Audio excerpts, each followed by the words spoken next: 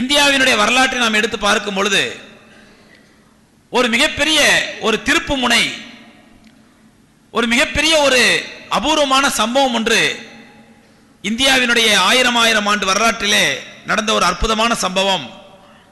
அந்த சம்பவம் நடந்து இன்றைய தினம் 68ஆம் ஆண்டு இந்தியா முழுவதும் கொண்டாடக்கூடிய சுதந்திர தினம் என்று சொல்லக்கூடிய இண்டிபெண்டன்ஸ் டே. அருமை சகோதரர்களே, இந்த இண்டிபெண்டன்ஸ் டே என்று சொல்லக்கூடிய இந்த இந்தியாவினுடைய சுதந்திர தினம் இந்தியாவில் உள்ள பலதரப்பு மக்களும் இதை ஒரு மகிழ்ச்சியாகவும், சில பேர் இதை ஒரு கொண்டாட்டமாகவும், அரசு துறை இதை ஒரு வைபவமாகவும், பொதுமக்கள் இது ஒரு சாதாரண ஒரு விடுமுறை தினம் அவ்வளவுதான் என்பது போன்றும் இந்தியாவிலே கொண்டாடப்பட்டு வருகின்றது பல ஆண்டுகளாக. இந்த இந்தியாவினுடைய சுதந்திரத்திற்கு பின்னால் ஆயிரக்கணக்கான தியாகங்கள், லட்சக்கணக்கான துரோகங்கள் இந்த இந்திய சுதந்திரத்துக்கு பின்னால் மறைந்திருக்கின்றன. அன்பு சகோதரர்களே, இந்தியாவினுடைய சுதந்திர போராட்டத்தில் நடந்த முதல் துரோகம் எங்கிருந்து ஆரம்பித்தது என்றால், இந்தியாவினுடைய வரலாற்று புத்தகங்களை எழுத ஆரம்பித்தார்கள். இந்தியாவினுடைய சுதந்திர தினம், இந்தியாவினுடைய முதல் சுதந்திர போர் 1857 ஆரம்பமானது என்று. 1857 இந்திய சுதந்திர போராட்டம் முதல் போராட்டம் ஆரம்பமானது என்ற ஒரு மிகப்பெரிய ஒரு பொய்யை, ஒரு துரோகத்தை வரலாறுகளில் திணித்து, வரலாற்று புத்தகங்கள் எழுதப்பட்டு, அப்படியே ஆவணங்கள் உருவாக்கப்பட்டு, அதை பள்ளி சிறுவர்களுக்கும் கல்லூரி சிறுவர்களுக்கும் பள்ளிக்கூட மாணவர்களுக்கும் உள்ளத்திலே ஒரு விஷத்தை உருவாக்கப்படுகிறது. எப்படி என்றால், முதல் சுதந்திர போர் 1857 ஆரம்பமானது. 1857 சிப்பாய் கழகம் என்று சொல்லக்கூடிய அந்த சிப்பாய் ரெவல்யூஷன் மூலமாக, சிப்பாய் புரட்சியின் மூலமாக, சிப்பாய் கழகத்தின் மூலமாக முதல் சுதந்திர போராட்டம் ஆரம்பமானது என்று ஒரு தவறான பச்சை பொய்யை திட்டமிட்டு சித்தரித்து இந்த ஒரு பொய்யை உருவாக்கினார்கள்.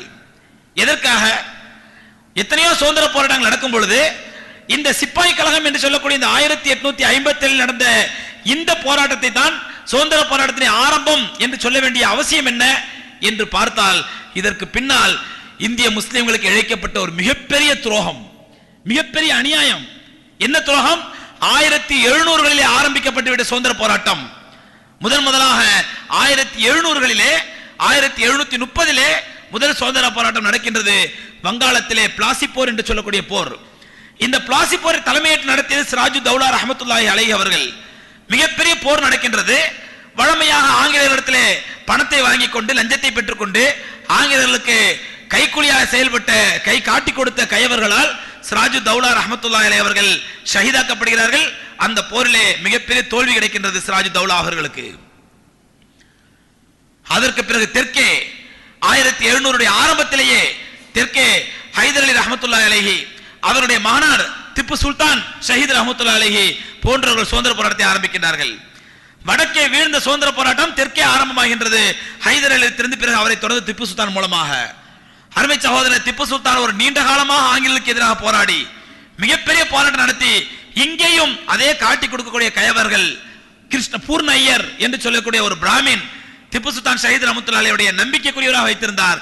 ஆனால் யூதர்களுடைய வழிவந்த அந்த பிராமணர்கள் எப்பொழுதுமே துரோகம் செய்வதிலும், காட்டி கொடுப்பதிலும், அநியாயங்கள் இழைப்பதிலும் அவர்கள் திறமை வாய்ந்தவர்கள் என்ற அடிப்படையிலே யூதர்களுடைய பரம்பரையில் வந்த பிராமணர்கள் அங்கும் திப்பு சுல்தான் ஷஹீத் ரஹ்மத்துல்லாஹி அலைஹி அவர்களை காட்டி கொடுத்து திப்பு சுல்தான் ஷஹீத் ரஹ்மத்துல்லாஹி அலைஹி ஷஹீதாக்கப்பட்டார்கள் 1790களிலே. அருமை சகோதரர்களே, இந்த சுதந்திர தியாகங்கள் எல்லாம் மறக்கடிக்கப்பட வேண்டும், மழுங்கடிக்கப்பட வேண்டும், வரலாற்றிலிருந்து அப்புறப்படுத்தப்பட வேண்டும் என்று சூழ்ச்சி செய்துதான் இந்த வரலாறுகள் மறைக்கப்பட்டன. 1700களிலே ஒரு நூற்றாண்டு முழுவதும் நடந்த போர். 1790களிலே திப்பு சுல்தான் ஷஹீத் ரஹ்மத்துல்லாஹி அலைஹி ஷஹீதாக்கப்படுகிறார்கள். அதற்கு பிறகு அவருடைய ஒட்டுமொத்த குடும்பத்தினரும் வேலூர் சிறையிலே அடைக்கப்படுகின்றார்கள். வேலூர் கோட்டையில், தற்போது இருக்கக்கூடிய கோட்டையிலே வேலூர் சிறையில் அடைக்கப்படுகின்றார்கள். 1806 திப்பு சுல்தான் ஷஹீதாகி 15 வருடங்களுக்கு பிறகு வேலூர் சிப்பாய் கழகம் நடக்கின்றது. எதற்காக? திப்பு சுல்தான் ஷஹீத் ரஹ்மத்துல்லாஹி குடும்பத்தினர் அத்தனை பேரும் வேலூர் கோட்டையில் அடைக்கப்பட்டிருக்கிறார்கள், வேலூர் சிலையில் அடைக்கப்படுகிறார்கள். 15 வருடங்களுக்கு பிறகு, திப்பு சுல்தான் ஷஹீதாகி 15 வருடங்களுக்கு பிறகு அவருடைய கடைசி மகளுடைய திருமண நாள் தீர்மானிக்கப்படுகின்றது. அந்த திருமண நாளையே ஏன் இந்த ஆங்கிலேயர்களை எதிர்க்கும் நாளாக நாம் பயன்படுத்தக்கூடாது என்று சிங்கத்துக்கு பிறந்தவர்கள் பூனையாக மாட்டார்கள் என்ற அடிப்படையிலே திப்பு சுல்தான் ஷஹீத் ரஹ்மத்துல்லாஹுடைய விதவை மனைவிமார்கள் 3 மனைவிமார்கள் அவருடைய அனாதையான பிள்ளைகள் அத்தனை பேரும் சேர்ந்து தீர்மானித்தார்கள், நம்முடைய தந்தை விட்டு சென்ற பணியை நாம் தொடர வேண்டும் என்று தீர்மானித்து சிறையிலே அடைக்கப்பட்டிருந்தாலும் கூட அந்த திருமண நாளை தங்களுடைய இல்லத்து திருமண நாளை கலவர நாளாக மாற்றி திருமணத்திற்கு அரிசி பருப்புகள் எல்லாம் உள்ளே செல்லும் பொழுது ரகசியமாக ஆயுதங்களை உள்ளே எடுத்து சென்று உள்ளே இருந்து போராட்டத்தை ஆரம்பித்தார்கள். திப்பு சுல்தான் ஷஹீத் ரஹ்மத்துல்லாஹுடைய குடும்பத்தினர்கள் 1806 சுமார் 16 வருடத்திற்கு பிறகு அந்த போராட்டம் முறியடிக்கப்படுகின்றது ஆங்கிலேயர்களால். அதற்கு பிறகு 1830களிலே வடநாட்டிலே சையத் சர்ஹிந்த் ரஹ்மத்துல்லாஹி அலைஹி அவர்கள், சையத் அஹமத் சர்ஹிந்த் ரஹ்மத்துல்லாஹி அலைஹி அவர்கள் மிகப்பெரிய ஒரு போராட்டத்தை ராணுவத்தை உருவாக்கி மிகப்பெரிய ஆலிம், தாருல் தேவபந்த் மதரசாவை சார்ந்த ஆலிம், அந்த ஆலிமுடைய தலைமையிலே வடநாட்டிலே மிகப்பெரிய போர்க்கலவரத்தை உருவாக்கி ஆங்கிலேயருக்கு எதிராக போரை நடத்தி மிகப்பெரிய பாதிப்பை ஏற்படுத்தினார்கள் ஆங்கிலேயர்களுக்கு. அதற்கு பிறகு கொஞ்சம் கொஞ்சமாக தாருல் தேவபந்தை சார்ந்த அத்தனை உலமாக்களும் கொஞ்சம் கொஞ்சமாக போராட்டத்தில் குதிக்கிறார்கள். ஆயிரக்கணக்கான உலமாக்கள் ஷஹீதாக்கப்படுகிறார்கள். அருமை சகோதரர்களே, வரலாறு படித்தவர்களுக்கு தெரியும், பிளாசி போர் என்ற ஒரு போர் தான் ஆங்கிலேயர்களை எதிர்த்து முதலாக நடந்த போர் என்று பிளாசி போர் என்ற பெயரை சொல்வார்களே தவிர அந்த பிளாசி போரை நடத்தியது யார்? சிராஜு தௌலா ரஹ்மத்துல்லாஹி அலைஹி அவர்களுடைய பெயர் நிட்டடிப்பு செய்து விடுவார்கள். பிளாசி போரை பற்றி கேள்விப்பட்டிருப்போம், ஆனால் அந்த பிளாசி போரை நடத்திய சிராஜு தௌலா யார் என்று நமக்கு தெரியாது. அதே போன்று ஜாலியன் வாலாபாக் கேள்விப்படாத மக்களே இருக்க முடியாது. ஜெனரல் டயர் என்பவன் அந்த ஜாலியன் வாலாபாக் பஞ்சாபிலே அந்த இடத்திலே கூடியிருந்த மக்களை ஆயிரக்கணக்கில் சுட்டு வீழ்த்தினான். ஆயிரக்கணக்கான மக்கள் செத்தார்கள். இந்த ஜாலியன் வாலாபாக் படுகொலையை பற்றி தான் கேள்விப்பட்டிருப்போம் வரலாறுலே. இந்த ஜாலியன் வாலாபாக் எதனால் நிகழ்த்தப்பட்டது?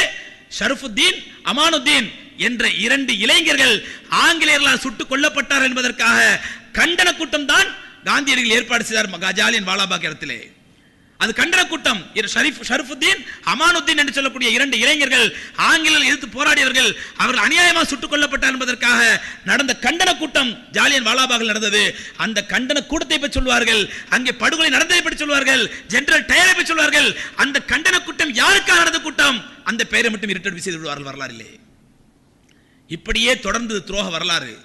இப்படியே தொடர்ந்தது. 1700 ஆரம்பித்து 1857 வரை சுமார் 150 ஆண்டுகள் சகோதரர்களே இந்திய சுதந்திர போராட்டம் என்பது முழுக்க சத்தியமாக முஸ்லிம்களுக்கு மட்டுமே சொந்தமானது. 150 ஆண்டுகள். எந்த பிராமணர்கள் குதிக்கவில்லை, எந்த காட்டி கொடுக்கும் கயவர்கள் குதிக்கவில்லை, எந்த ஆர்எஸ்எஸ் அயோக்கியன் குதிக்கவில்லை. முழுக்க 150 ஆண்டுகள் சுதந்திர போராட்டம். முஸ்லிம்கள் மட்டுமே தனித்தென்று ஆங்கிலேயர்களை எதிர்த்தார்கள். Jawaharlal Nehru discovery of India அடிக்கடி நான் உங்களுக்கு சொல்வதுண்டு, வாய்ப்பு எடுத்தால் வாங்கி படியுங்கள். டிஸ்கவரி ஆஃப் இந்தியா என்ற புத்தகம் ஜவஹர்லால் நேரு எழுதிய புத்தகம். தன்னுடைய மகள் இந்திரா காந்திக்கு சிறையில் இருக்கும் நிறைய கடிதங்கள் எழுதுகின்றார். அந்த கடிதங்கள் எல்லாம் துவக்கப்பட்டு தான் டிஸ்கவரி ஆஃப் இந்தியா என்ற பெயரிலும் மிட் நைட் இன் ஃப்ரீடம் என்ற பெயரிலும் புத்தகங்கள் வெளியே வந்திருக்கிறது. அந்த புத்தகத்தில் ஜவஹர்லால் நேரு குறிப்பிடுகின்றார், லக்னோவிலிருந்து டெல்லி வரை 600 கிலோமீட்டர், லக்னோவிலிருந்து டெல்லி வரை 600 கிலோமீட்டர் தேசிய நெடுஞ்சாலையினுடைய 2 பக்கங்களிலும் இருந்த அத்தனை மரங்களும் உலமாக்களை தூக்கிலிடப்படும் கழுமரங்களாக பயன்படுத்தப்பட்டன. ஜவஹர்லால் நேரு குறிப்பிடுகின்றார், அத்தனை தேசிய நெடுஞ்சாலையினுடைய 2 பக்கங்களில் அத்தனை மரங்களும் உலமாக்களை தூக்கிலிடப்படும் கழுமரங்களாக பயன்படுத்தப்பட்டன. ஆங்கிலேயர் அரசாங்கம் உலமாக்களை தூக்கிலிட வேண்டும் என்று உத்தரவிட்ட பொழுது அவரிடத்தில் அவருடைய சேவையாளர்கள் வேலையாளர்கள் கேட்கிறார்கள், உலமாக்கள் என்றால் யார், எப்படி நாங்கள் அடையாளம் கண்டுபிடிப்பது என்று சொல்லும் பொழுது ஆங்கிலேய அரசாங்கமே சர்க்குலர் அனுப்புகிறது. தாடி வைத்திருப்பார்கள், தொப்பி போட்டிருப்பார்கள், ஜுப்பா போட்டிருப்பார்கள், இவர்கள் தான் உலமாக்கள், இந்த கோலத்தில் யார் இருந்தாலும் தூக்கில் போடுங்கள் என்று. அருமை சகோதரர்களே, இந்த வரலாறுகள் எல்லாம் யாருக்கு சொந்தமானது? 150 ஆண்டுகள், ஓராண்டு, 2 ஆண்டு, 5 ஆண்டு, 10 ஆண்டு அல்ல, 150 ஆண்டுகள் ஆங்கிலேயர்கள் எதிர்த்த முழு சுதந்திரத்திற்கான முழு போராட்டத்துக்கும் முழு தியாகத்திற்கும் அத்தனை சிந்தப்பட்ட ரத்தங்களுக்கும் சொந்தக்காரர்கள் முஸ்லிம்கள் மட்டும்தான். அதற்கு பிறகுதான் மோகன்தாஸ் கரம்சந்த் காந்தி சவுத் ஆப்பிரிக்காவிலே பேரிஸ்டர் பட்டம் முடித்துவிட்டு இந்தியாவுக்கு வருகின்றார். பேரிஸ்டர் பட்டம் முடித்து இந்தியாவுக்கு வரும்போது அவருக்குள் இயற்கையான ஒரு போராட்ட உணர்வு இருக்கின்றது. இதை கண்டுபிடித்த தாருல் தேவபந்துடைய உலமாக்கள் மோகன்தாஸ் கரம்சந்த் காந்தியை சந்தித்து, இது ஏதோ முஸ்லிம்களுக்கும் ஆங்கிலேயர்களுக்கான போராட்டம் போட்டு நடந்து கொண்டிருக்கிறது, ஆக இந்த போராட்டத்தை வெகுஜன போராட்டமாக மாற்ற வேண்டும் என்றால் உங்களை போன்றவர்கள் போராட்டத்துக்கு வர வேண்டும் என்று மகாத்மா காந்தியை தஷ்கீல் செய்து அழைப்பு கொடுத்து போராட்டத்துக்கு இழுத்து வந்தது ஷேக் மஹமூதுல் ஹசன் ரஹ்மத்துல்லாஹி அலைஹி அவர்கள்.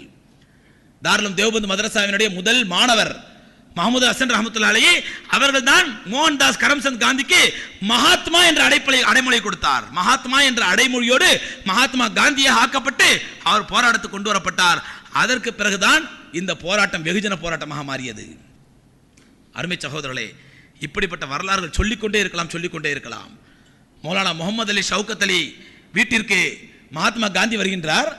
மகாத்மா காந்தி வரும்பொழுது மௌலானா முகமதுடைய தாயார், அந்த அம்மையார் வயதான காலத்திலே தன் கையாலேயே ராட்டையில் நூல் சுற்றி ஒரு கைத்தறி துணியை செய்கின்றார், ஒரு போர்வை செய்கின்றார். மகாத்மா காந்தி தன்னுடைய வீட்டுக்கு வந்தவுடன் தன்னுடைய கையால் செய்த அந்த துணியை மகாத்மா காந்திக்கு அணிவித்து, இந்த ஆடையை கதர் ஆடையாக அணிந்து கொள்ளுங்கள். கதர் என்றால் அரபியிலே கண்ணியம். இந்த ஆடையை கதர் ஆடையாக அணிந்து கொள்ளுங்கள், கண்ணியமான ஆடையாக அணிந்து கொள்ளுங்கள் என்று மௌலானா முகமது அலி அவர்களுடைய தாயார் வைத்த கதர் என்ற பெயர் தான் இன்றைக்கு காந்தியடிகளுடைய பெயர் என்றாலே அதோடு கதர் ஆடையும் சேர்ந்து கொண்டு ஒட்டி கொண்டு வரும்.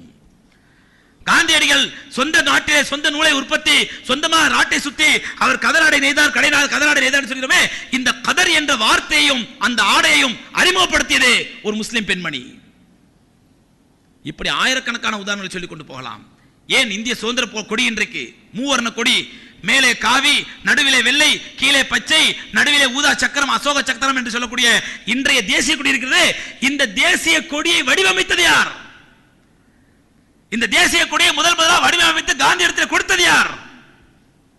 அருமை சகோதரர்களே, ஃபக்ருத்தீன் ஜியாப்ஜி என்ற வங்காளதேசத்தை சார்ந்தவர். ஃபக்ருத்தீன் ஜியாப்ஜி என்ற வங்காளதேசத்தை சார்ந்தவர். அவருடைய மனைவியார் சுரையாஸ் ஜியாப்ஜி.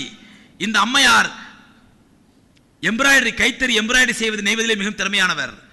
இந்த அம்மையார் தன்னுடைய கையாலே ஒரு தேசிய கொடியை தன்னுடைய கற்பனையை உருவாக்கி, மேலே ஒரு விதமான ஆரஞ்சு நிறத்திலும், நடுவிலே வெள்ளை நிறத்திலும், கீழே பச்சை நிறத்திலும் கலந்து ஒரு விதமான ஆடை ஒரு கொடியை செய்து அதை தன்னுடைய கணவர் ஃபக்ருத்தீன் ஜியாப்ஜி இடத்தில் கொடுத்து, இதை காந்தி இடத்தில் கொடு என்று சொல்கின்றார்.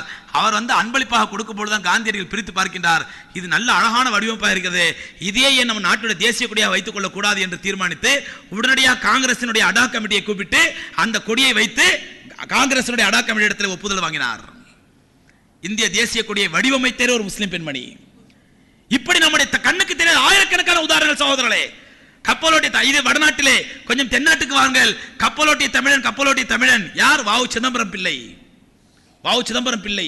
அந்த கப்பலோட்டிய தமிழன் இந்தியாவுக்காக சுதேசமாக ஒரு கப்பல் வாங்க வேண்டும், நம்முடைய சொந்த சரக்குகளை ஒரு பகுதியில் பகுதிக்கு எடுத்து செல்வதற்கு நாமே ஒரு கப்பல் வாங்க வேண்டும் என்று தீர்மானித்து சுதேசமித்திரன் பத்திரிகையில் விளம்பரம் செய்கிறார்கள். நாங்கள் இந்தியன் நேஷனல் கம்பெனிக்கு எதிராக, கிழக்கிந்திய கம்பெனிக்கு எதிராக, ஈஸ்ட் இந்தியா கம்பெனிக்கு எதிராக நாங்கள் ஒரு கப்பல் வாங்க போகிறோம், மக்களே உங்களுடைய தான தர்மங்களை வழங்குங்கள் என்று. அருமை சகோதரர்களே, உலகத்திலேயே தான தர்மத்துக்கு சொந்தக்கார சமுதாயம் இஸ்லாமிய சமுதாயம். அவர்களை மீறி மற்றவர்கள் கொடுத்து விடுவார்களா?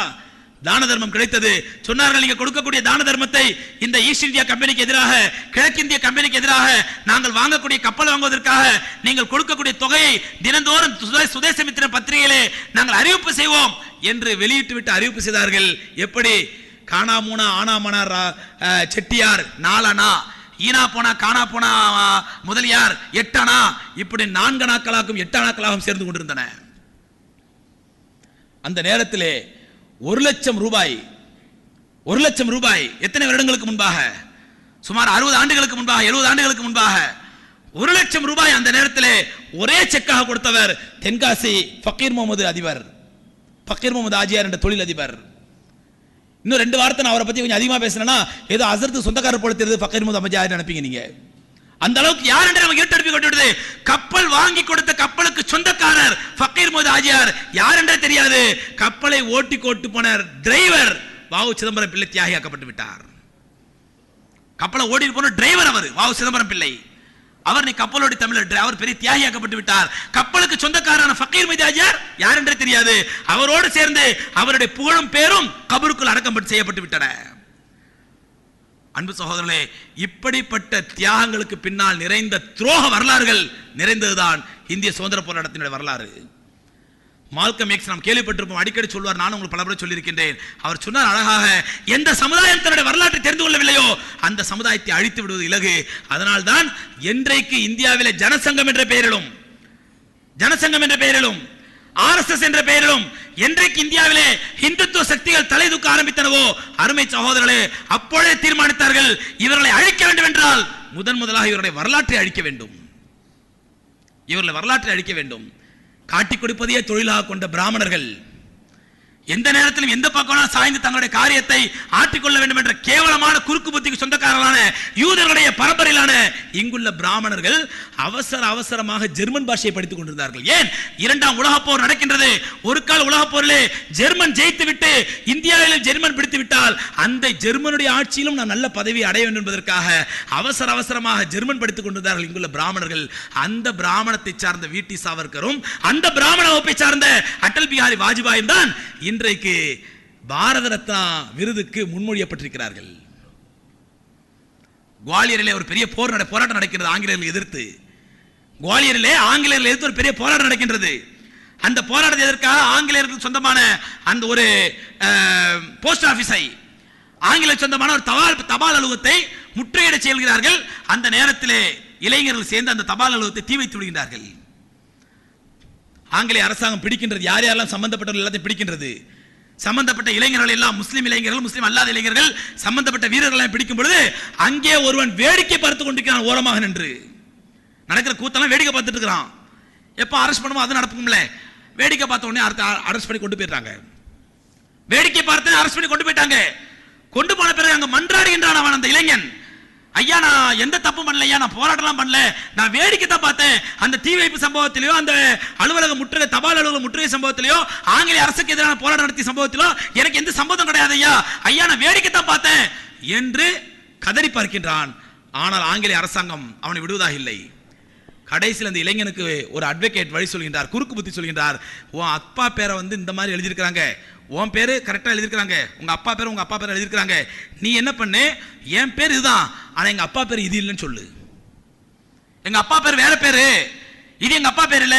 அப்ப நீ எந்த அப்பா பேர் குறிப்பிட்டிருக்கிறாயோ அந்த ஆள் வேற, நான் வேற என்று சொல்லு, நான் ஈஸியா அவனை வெளியே கொண்டு வந்துடுறேன் என்று சொன்னதன் பேரில் நீதிமன்றத்திலே தன்னுடைய தந்தையின் பெயரையே மாற்றி சொல்லி, உலகத்தில் எந்த ஒரு ஆண்மகனும் செய்ய தெரியாத ஒரு காரியம், ஹராமான காரியம், என்னுடைய தந்தை இவர் இல்ல அவர்தான் தந்தை என்று வேறொருவரை தந்தையாக காட்டி பொய் சொல்லி அபிடவிட் போட்டு நீதிமன்றத்தில் இருந்து விடுதலை பெற்றவர் மரியாதைக்குரிய பாரத ரத்னா அடல் பிஹாரி வாஜ்பாய் அவர்கள். அடல் பிஹாரி வாஜ்பாய் அவர்கள் இந்த சம்பவத்தை மனதில் வைத்துக் கொண்டு வாஜ்பாய் பிரதமராக ஒரு முறை சொல்கிறார், மேபி ஜங்கே ஆசாதி மே ஹிஸ்ஸா லியா தா அப்படின்றாரு, நானும் சுதந்திர போராட்டத்தில் பங்கெடுத்தேன் அப்படின்றாரு. ஒரு இடத்துல பேசும்போது, பிரதமர் பதவியில் இருக்கும்போது என்னத்தை உளறினாலும் இந்த மீடியாக்கள் முக்கியத்துவம் கொடுக்கும். ஏன்னா பதவி அந்த மாதிரி பதவி உளறினார். உடனே ஃப்ரண்ட்லைன் பத்திரிகையிலே வாஜ்பாய் அவர்கள் தன்னுடைய சுதந்திர போராட்டத்தின் வரலாறை குறிப்பிட்டார். இவருடைய சுதந்திர போராட்ட வரலாறு என்ன தெரியுமா என்று இந்த போஸ்ட் ஆபீஸ் சம்பவத்தை எழுதியது ஃப்ரண்ட்லைன் பத்திரிகையிலே. உடனே பிரதமர் ஃப்ரண்ட்லைன் பத்திரிகைக்கு டிஃபர்மேஷன் கேஸ் போட்டார், மான நஷ்ட வழக்கு தொடர்ந்தார். ஒரு நாட்டு பிரதமர் ஃப்ரண்ட்லைன் பத்திரிகை மீது மானநஷ்ட வழக்கு தொடர்ந்தார். நான் ஒரு சுதந்திர போராட்ட தியாகியா இருக்கும்போது என்ன பத்தி இப்படி போய் சொல்லி இருக்கிறேன், அப்பா பேரை மாத்தி கொடுத்தேன்னு சொல்றேன், நான் போராட்டத்தில் கலந்துக்கவே இல்லைன்னு சொல்றேன், நான் உன் மீது ஏன் வழக்கு தொடரக்கூடாது என்று நோட்டீஸ் அனுப்பினார். உடனே ஃப்ரண்ட்லைன் பத்திரிகை அந்த நோட்டீஸை பெற்றுக்கொண்டு அடுத்த வாரம் எழுதியது, ஐயா பிரதமர் அவர்களே, நாங்கள் உங்களை கோர்ட்டில் சந்திக்க தயாராக இருக்கின்றோம், உங்களுடைய இந்த சம்பவம் சம்பந்தப்பட்ட இன்னும் நிறைய வரலாறுகளை ஆதாரத்தோடு தேர்தல் எடுத்து வச்சிருக்கிறோம், நாங்கள் கோர்ட்டில் சமர்ப்பிக்கிறோம் என்று அறிவித்தார்கள். கப்சிப் இப்படிப்பட்டவருக்கு இப்பொழுது பாரத ரத்னா. அடுத்த ஆண்டு பாரத ரத்னா யார் தெரியுமா? அடுத்த ஆண்டு மோடி அரசு பாரத ரத்னா யாருக்கு தெரியுமா அறிவிக்க போகிறது? மகாத்மா காந்தி அவர்களை சுட்டுக் கொன்ற கோட்சேவுக்கு. ஆச்சரியப்படுவதற்கில்லை. பேய்கள் ஆட்சி செய்தால் பிணம் தின்னும் சாத்திரங்கள் சகோதரர்களே, பேய்கள் ஆட்சி செய்தால் பிணம் தின்னும் சாத்திரங்கள். பேய்களுடைய ஆட்சி வந்து விட்டது. என்ன வேண்டுமானால் பேய்கள் ஆட்டம் போடும். முஸ்லிம்களுடைய சுதந்திர போராட்டங்கள் எல்லாம் பாலடிக்கப்பட்டன, மறுக்கடிக்கப்பட்டன, இருட்டடிப்பு செய்யப்பட்டன. ஆனால் துரோகங்கள் எல்லாம் தியாகங்களாக காட்டப்பட்டு வருகின்றன. நன்றாக புரிந்து கொள்ளுங்கள். ஆர்எஸ்எஸ் தன்னுடைய நூற்றாண்டு விழாவை கொண்டாட போகிற ஆண்டுகளிலே, தன்னுடைய நூற்றாண்டு விழாவை இன்னும் ஒரு சில ஆண்டுகளிலே கொண்டாட போகிறது ஆர்எஸ்எஸ் இயக்கம். அவருடைய முழு நோக்கமே சகோதரர்களே, இந்தியாவிலே நீங்கள் முஸ்லிம்கள், கிறிஸ்தவர்கள், இந்துக்கள் என்று இருந்தீர்கள். வாஸ்தவம் தான், எங்களுடைய இந்துத்துவ கொள்கைக்கு மிகப்பெரிய எதிரியாக திகழ்பவர்கள் முஸ்லிம்கள் தான். எந்த நிலையில் ஈட்டி முனையில் கொண்டு நிறுத்தினாலும் ஈமானை இழக்க மாட்டோம் என்ற உங்களை மாத்துறது லேசு. ஆகவே திட்டமிட்டு சுதந்திரம் நடைபெற்றவுடன் சகோதரர்களே, திட்டமிட்டு தேச பிரிவினை என்ற சூழ்ச்சியை செய்தார்கள். பாகிஸ்தானை பிரித்தார்கள் இந்தியாவிலிருந்து. அத்தனைக்கு சொந்தக்காரர்கள் இங்குள்ள RSS காரர்கள், துரோகிகள். தேசத்தை பிரித்தார்கள். எதற்காக? பிரிக்கப்பட்ட பிறகு முஸ்லிம்கள் மத்தியில் பிரச்சாரம் செய்தார்கள். உங்களுக்கு தான் தேசத்தை பிரிச்சாச்சு இல்லையா, அங்க போயிட்டு பேசாம. தேசத்தை பிரிச்சாச்சு இல்ல, அங்க போயிடு, இங்க வேண்டாம். இங்க நாங்கள் இந்துத்துவ நாடு, இந்து நாடாக அறிவிக்க போகிறோம். इस देश में रहना है तो हिंदू बनकर रहना है, वंदे मातरम कहना है. இந்த நாட்டில் இருக்க வேண்டும் என்றால் நீ இந்துவாகத்தான் இருக்க வேண்டும். தாய் மண்ணை வணங்குகிறேன் என்று சொல்ல வேண்டும், அல்லாஹ் வணங்குறான்னு சொல்லக்கூடாது என்ற கோரிக்கையை முழங்க ஆரம்பித்தார்கள். முசல்மானுக்கு தோ ஹிஸ்தான், முஸ்லிம்களுக்கு இரண்டே ரெண்டு ஸ்தானம் தான். யா தோ பாகிஸ்தான் யா தோ கபிரிஸ்தான். ஒன்னு பாகிஸ்தானுக்கு போயிடு, இல்ல கபிரிஸ்தானுக்கு போயிடு. இந்தியாவில் இருக்கக்கூடாது, இந்துஸ்தான்ல. இதெல்லாம் RSS கோஷங்கள் சகோதரர்களே. அந்த கோஷங்களை எழுப்பி எழுப்பி எழுப்பி எழுப்பி தான் பிரச்சாரத்திற்கு மேல் பிரச்சாரம் செய்து, பிரச்சாரத்துக்கு மேல் பிரச்சாரம் செய்து, அவதூறு பிரச்சாரங்கள் செய்து, முஸ்லிம்களை பற்றிய தீவிரவாதி தீவிரவாதி தீவிரவாதி தீவிரவாதி என்று பிரச்சாரம் செய்து, அவதூறுக்கு மேல் அவதூறு பிரச்சாரங்கள் செய்து அருமை சகோதரர்களை ஆட்சியை பிடித்து விட்டார்கள். தாங்கள் நினைத்ததை சாதித்து விட்டார்கள். அதாவது சொல்கிறேன், சுதந்திர போராட்டம் என்பது, சுதந்திர தினம் என்பது, இது ஏதோ ஆகஸ்ட் 15 என்பது ஒரு கவர்மெண்ட் ஹாலிடே அல்ல, அல்லது சுதந்திர தினத்தை முன்னிட்டு சிறப்பு படம் பார்க்கறதுக்கு சினிமா பார்க்கறதுக்கு உள்ள நாள் அல்ல, டிவிக்கு முன்னாடி உட்கார்ந்து நாள் அல்ல.